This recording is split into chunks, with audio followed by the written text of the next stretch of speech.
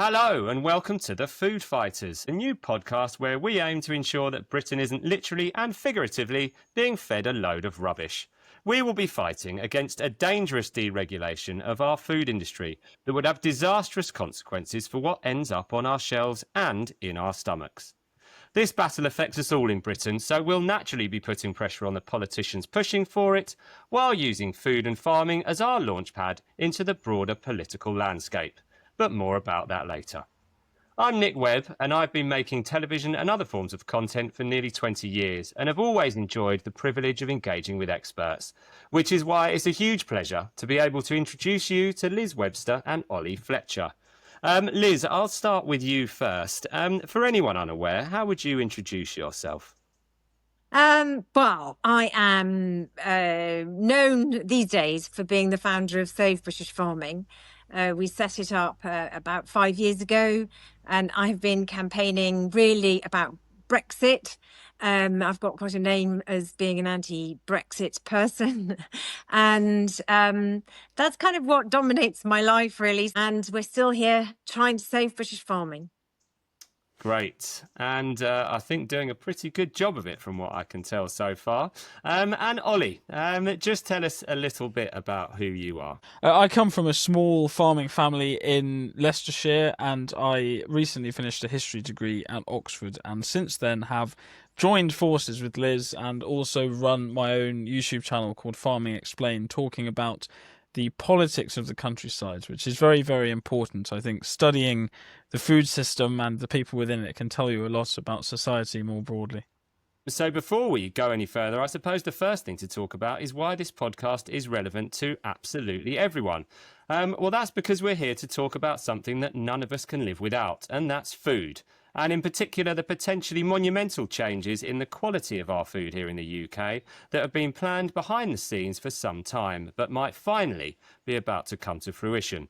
These changes involve America, the EU, and more importantly, an apparent desire to significantly lower our food standards, eliminate British farming as we know it, and allow huge commercialisation of the food production industry that will benefit only those at the very top of this pretty shitty food chain.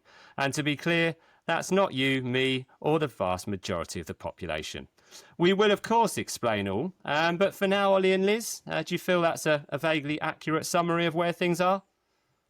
Yeah, it is pretty much that. Yes, we've been accelerating towards a massive corporate control of everything, and it's all about profit for the big guys, and lots of culture wars to distract everybody. But ultimately, it's greed that's driving the market forces to wanting to intensify food production and import more and develop the land for housing and other activities, factories, and so forth. It's a pretty scary reality because it's happening a lot quicker than we thought possible. And the culture war element of this is something that's quite important to unpack, because farmers are often seen as very right-wing, often characterised as Brexit supporting, whereas since the Second World War, agriculture has been socialised and has received a lot of government support as part of the welfare state, providing nutritious, cheap food to the British public, which was introduced in tandem with the NHS. We had the Agriculture Act in 1947, and the NHS was introduced in 1948. So actually, the system that has been preserved within Europe, that has now been dismantled since Brexit, is a very left-wing food system. And farmers defending it are characterised as right-wing, and people who supported Remain or consider themselves to be very left-wing attack farmers on the basis that they own property, or that they support the Conservatives, or that they voted Brexit, and fail to see that the reforms happening at the moment are playing into the hands of the corporations and will not help the urban working class. Okay, so, absolutely. I mean, I suppose the thing from that is Brexit has obviously been a turning point. We are, for those who aren't aware, but I think most people now are aware, that the EU has high food standards. And that means that the food that you import from the EU, and as being part of the EU as we formerly were, had high standards. So the food on our shelves that British people were eating had to hit a certain minimum standard. And that standard was high. We all know that we've now left the European Union, in particular the single market, and we've got this American trade deal on the horizon. So just break down for me, if you can, where we could be headed and why Brexit has got so much to do with that. So we've already signed deals with countries that have got lower food standards than Europe. They haven't come into force yet. The India one has to be ratified through Parliament, but the American one, Keir Starmer is trying to get through as a memorandum of understanding with a sovereign decision. We'll wait and see how that goes. They're doing what the Conservatives would have liked to do, actually, which is a very, very hard Brexit with an American trade deal and a race to the bottom in terms of standards for food, chemicals, pharmaceuticals, environment, and animal welfare. And it's horrific. But there are some court cases coming up, which hopefully will stop them. That's great to hear, the bit at the end. The bit before that, I mean, I suppose what's hit me recently, especially from talking to you two, is the Americanization of our food standards is really, really scary and really, really dangerous. And it will change the food that we are allowed to eat. It will make us an unhealthier nation. And it will mean that lots of people get rich, but they won't be British. And if they are British, they'll be the very, very few. I mean, does that sound about right? Yeah, look, the American food system is run by about 5 corporations maximum. And so we are really just being hoovered up into that system unless we get back control. And yeah, it's a ghastly system of exploitation. So yeah, it's we all know that processed food is bad for you. And if you're importing food that's full of chemicals just to preserve it, so it's got a longer shelf life, then it's going to be really bad for health. And then if we adopt the American healthcare system as well, then that means that we literally are just pawns to the American corporate model, which is your life just becomes monetized for those big corporations. And that is not a nice picture. Ollie, we've all heard of chlorinated chicken, and, that's made lots of headlines. But what sort of things could happen if we import American food? What sort of stuff would we be eating and stocking on our shelves? Well, ultimately, we would lose control of what we would be eating and stocking on our shelves for the simple fact that domestic producers would be undercut by the things that were imported. So we would lose the infrastructure required to produce healthy stuff domestically. In a broader sense, this is the destruction of one of the last heavy industries that we have in this country, which fits within a much larger trend of the destruction of the post-war social democratic consensus. The government has run down and destroyed the railways, social housing, the mines, the public utility companies. All of these things have been run down, sold off for short-term growth. And we know that it was a mistake to destroy the railways. It was a mistake to privatise the public utility companies. Very few people, I think, would argue the opposite. But we're still making the same mistake. We are still attacking socialised industry, in this case agriculture, and it's seen as progressive. It's seen as a smart thing to do to get growth. But we're going to lose the productive capacity necessary to feed our own population and to control our own diets, which the government after the Second World War thought was worth the cost. And what will happen is, like we're now experiencing with our rivers, that once you completely lose control of that, you can go out and campaign about the rivers until you're blue in the face. It ain't going to change because the corporations are basically profiteering and they're poisoning our water. And that's what they'll do to our food. So we've talked about where things could go wrong and are going wrong, but what's the answer? Because to me, I've done part of my journey into all this is Brexit is Brexit, but for me, leaving the single market is the fire that we need to put out. There's a million reasons for me why we should be back in the single market, but is it that straightforward, Liz? Is joining the single market and closer alignment with Europe and in particular the EU where we should be going? Well, look, this is why I'm really alarmed about the deregulation. The more we deregulate, the harder that becomes. Once we've got GM crops here, it's harder to get it back into the single market. So this is why we're pushing hard now to try and get an explosion to stop this going on and to get them out the cockpit and hope that somebody else takes over. Yes, I mean, I think for me, the reason I'm getting more and more involved in this stuff is, as somebody who's been making TV now for a long time, when you make a program, you have to get across accurate information that doesn't mislead the viewer, so that whoever watches that program understands the information and learns something by the end of that program. And that information has to be accurate. You have to speak to experts. You have to do your research. I think our job really is to get this information across. And I think that's kind of what we're hoping that we can harness onto here, is that everyone cares about the food that they eat. So if we can get people to understand that this isn't about culture wars, this is about the food that British people are eating and that we have a choice, maybe we can use it to sway some people and let people know that genuinely, you know, farmers, you care about the population, you feed us, right? It's not, it's pretty straightforward. It's quite hard to argue that farmers don't care about the British people, for me, surely. Yeah, I mean, we are, to all intents and purposes, as important or potentially more important than a doctor, because you do need a farmer every day. And you don't need a doctor every day. And actually, if you have a good farmer, hopefully you'll be needing to see the doctor a lot less. So, yeah, the two, they're intrinsic. It's such a basic thing that people are taking for granted because we've had years of efficient food from being in the EU. And for people like me, what is the alternative when we talk about factory farming compared to what you guys do? What is factory farming? You know, what's the type of stuff that would replace British farming, whether it's here or whether it's on the farms abroad that we would import from? So, for instance, here we're a fairly large farm, and we've got quite a lot of cattle for the average British herd size. So we've got, depending on the time of the year, somewhere around about 300 cattle, including the calves. And if you go to some of these big feedlots, you're looking at tens of thousands, maybe even over 100,000 animals on one farm.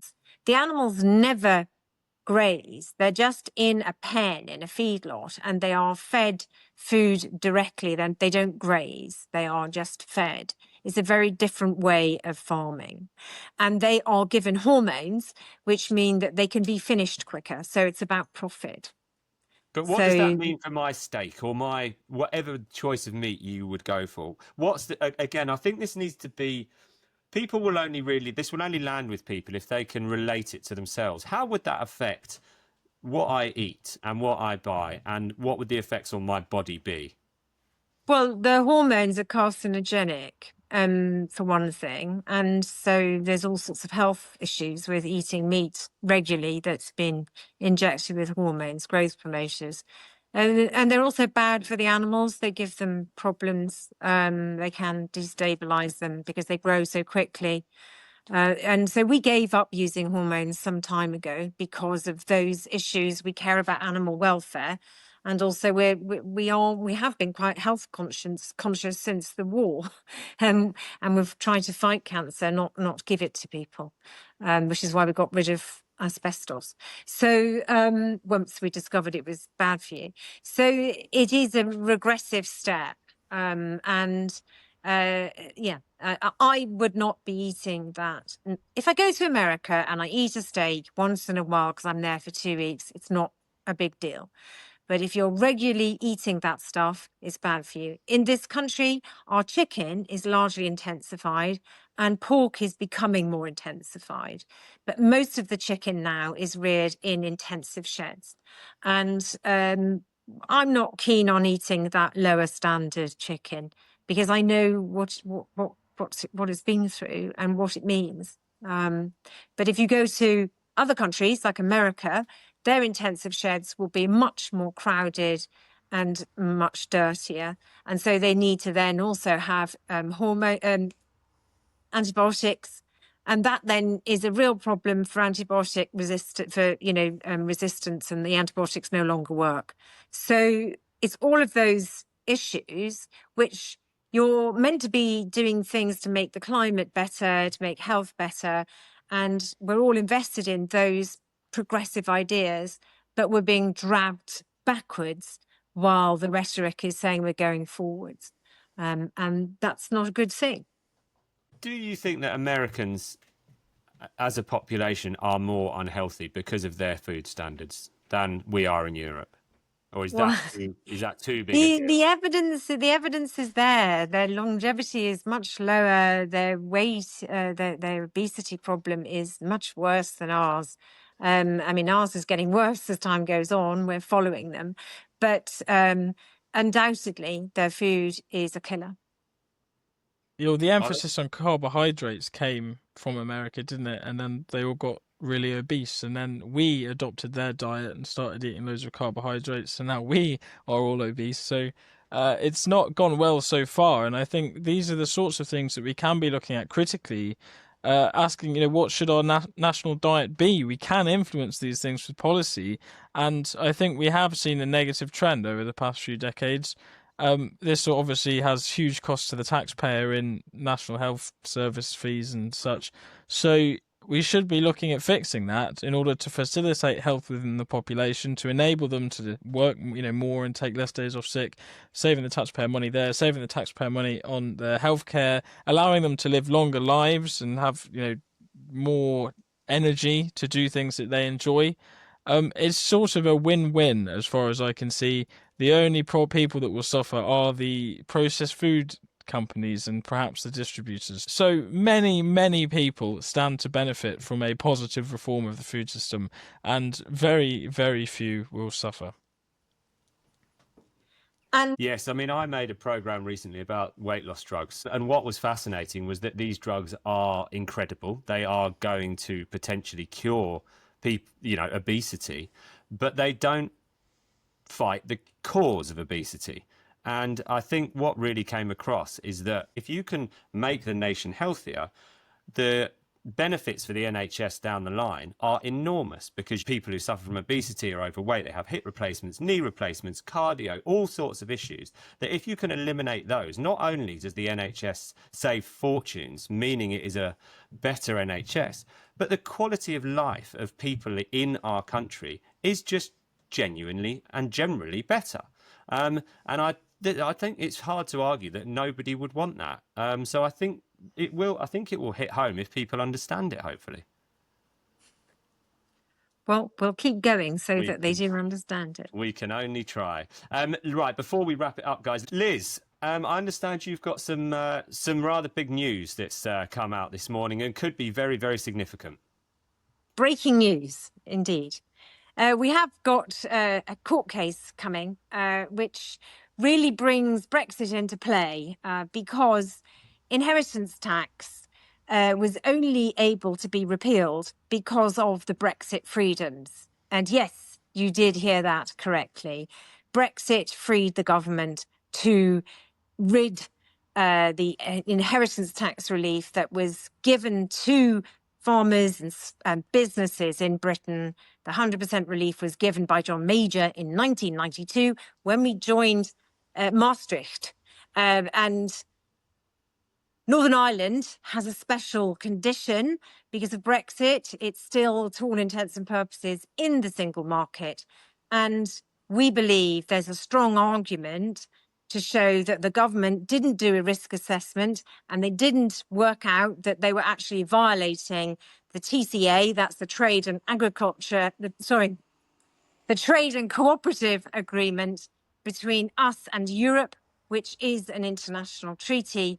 And so therefore, if the court finds for us, it means that Northern Ireland citizens and any EU citizens, which includes young Oli Fletcher here, who's got dual citizenship, Irish. I'm waiting for mine also. British. I don't own a farm. Are you? Yes. Oh. So lucky you. So it means that they will have a carve out from the inheritance tax, but because Northern Ireland is still in the UK, it means that farmers like us could actually probably buy a shell company in Northern Ireland and escape the inheritance tax. So what will it do? It will make the inheritance tax policy fall completely and the government look foolish. And not only that, it brings Brexit into the spotlight, because people are then going to understand, firstly, that Starmer really is trying to make Brexit work, even though it only works to destroy, I should say, but also that those people that are still pro-Brexit will probably look at this and go, oh, goodness, this is destroying my farming system, which I support, and all the rest of it. So I think it is going to be a really powerful case, and it's important, super important, that people get behind it. The people that want to rejoin the single market really need to get behind the farming case to prove that inheritance tax was actually not lawfully removed in the last budget. And what's the timescale on this? When are we looking at? Well, we're very much in the infancy of this. We will hopefully be raising or launching a crowdfunder in the next few weeks.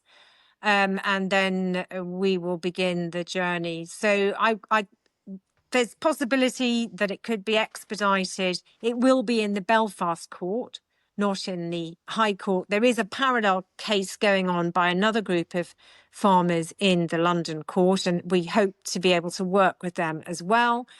But I would imagine it's possibly going to be next year, possibly early spring next year. That would probably be the soonest.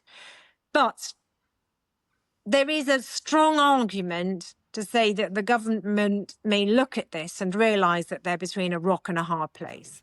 Because even if we go to court and we lose, the government will still lose face, because the arguments about this are going to be jolly, jolly uncomfortable for the government around Brexit.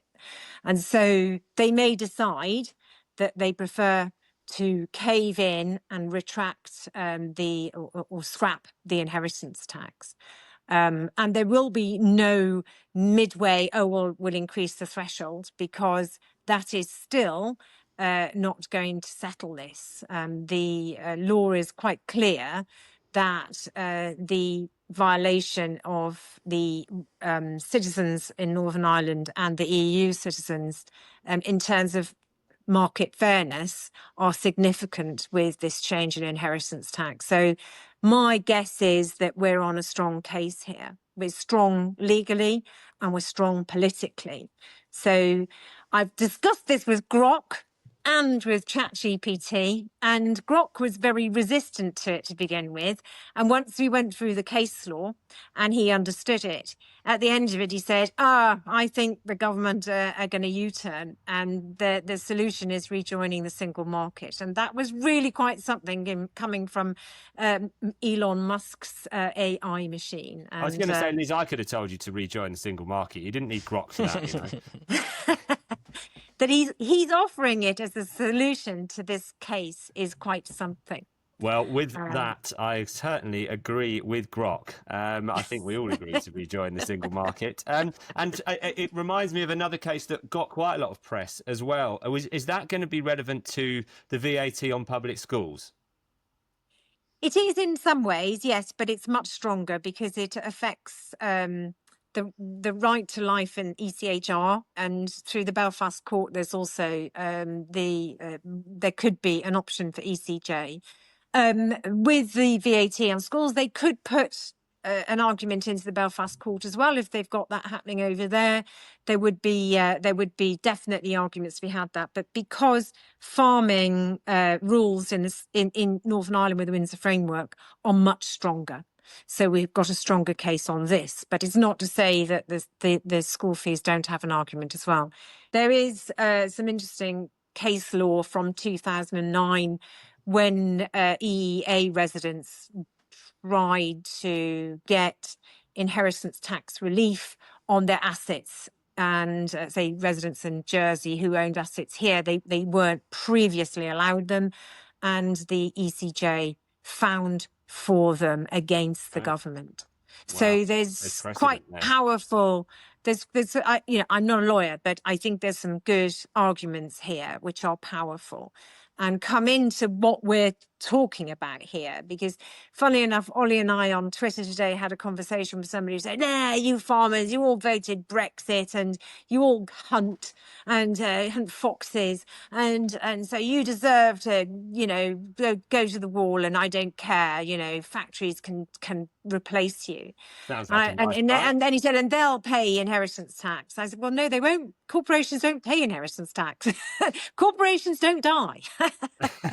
Facts and truth, literally deconstructing an argument of a Twitter maniac. He called himself a Brexit refugee. Let me guess, he didn't use his real name, just a hunt. No, he didn't. No. Yeah, Freedom Fighter 214 or something similar. Right. Well, okay. So, before we go then, I suppose, our aims for this podcast. I mean, my aim, I think the best thing that I would want for the country at the moment is quite simple. It's not even a rejoin the EU. As I think I probably stated earlier, I think the fire I want to put out is to rejoin the single market. I don't see any reason why not. And I think it would be hugely beneficial. I think we've lost an enormous amount. Ollie, what do if there's something that we can aim for to get people on board with from either your political perspective or solely as a farmer, what do you think is the ideal outcome for you and for the country as a whole?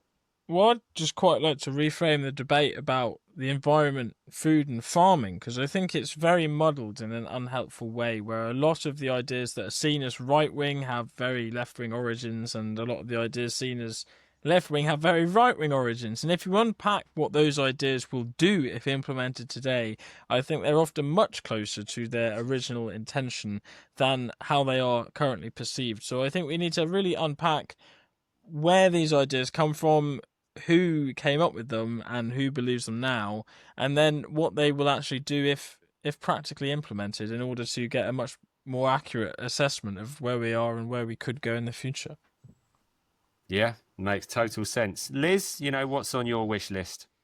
What do you think we need to do? What's going to make everything better for you? Oh, we need to do a very fast dash towards single market and customs union. And as soon as you're there, then it'll push to rejoin, because it's an uncomfortable position to be a rule taker. Some people say, oh, we could join EFTA. I don't believe that we are that kind of country. I think we will want to be able to be a decision maker and be back on the centre stage in global politics.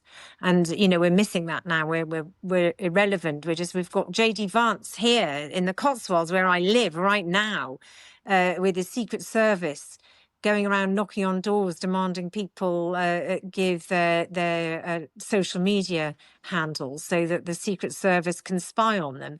This is a horror story. We're being empired by America, and that, I don't believe, is what most people want. No, I totally agree. I think the thing for me is the divisiveness, and I think that's what Brexit did. And I think hopefully that's what being outside of the EU can do. We can also potentially, with the facts, with the right information, with food, potentially let people know just the truth, and people can make their own minds up. But I think hopefully we're onto something that everyone will understand, which is that we don't want to feed people rubbish. And at the moment we don't, and we don't want to let it happen. Completely agree. Great stuff. I think we just wanted to thank everyone for listening and watch this space, like, share and get the message out there. Hopefully we'll see you for a lot more of these in the future. And thanks Liz, thanks Ollie, and we'll hopefully see you again soon.